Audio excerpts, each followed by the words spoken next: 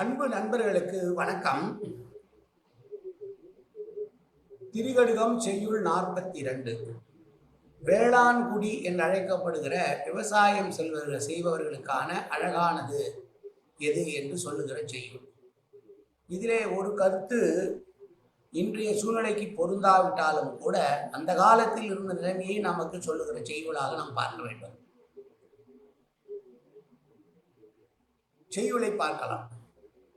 கழகத்தால் வந்த பொருள் காமுறாமை, பழகினும் பார்ப்பாரை தீப்போல் ஒழுகல், உழவின் கண் காமுற்று வாழ்தல், இம்மூன்றும் அழகு என்ப வேளாண்குடிக்கு.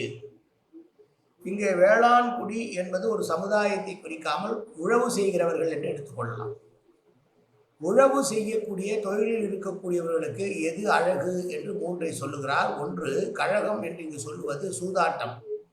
சூதாட்டத்தினால் கிடைத்த பொருளை விரும்பாமல் இருத்தல், குலத்தால் உயர்ந்தவர்கள் என்று தங்களை கூறிக்கொள்ளுகின்ற பிராமணர்களுக்கு அஞ்சி நடத்தல், பயிர் செய்வதையே தங்களுடைய வாழ்நாள் கொள்கையாக வைத்துக் கொண்டு பயிர் செய்து வாழ்தல் ஆகிய மூன்றும் சிறந்த விவசாய குடிமக்களுக்கான அழகு என்று சொல்லுகிறார்.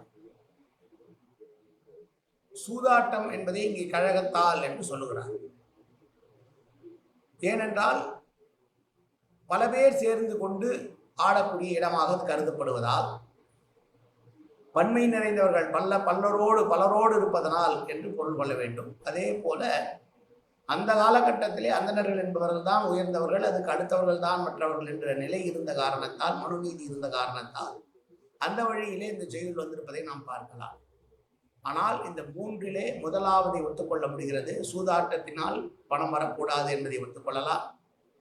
இரண்டாவதானதை நாம் தவிர்த்துவிட்டு மூன்றாவதாக உழவு செய்வதையே தங்களுடைய கொள்கையாக வைத்துக் கொள்வது என்பது சிறந்த விவசாயிகளுக்கான நல்ல பண்புகள் என்று சொல்லுகிற செய்யுள். மீண்டும் ஒருமுறை செய்யுள். கழகத்தால் வந்த பொருள் காமுறாமை, பழகினும் பார்ப்பாரை தீப்போல் ஒழுகல், உழவின் கண் காமுற்று வாழ்தல், இம்மூன்றும் அழகு என்ப வேளாண்குடிக்கு. நன்றி, வணக்கம்.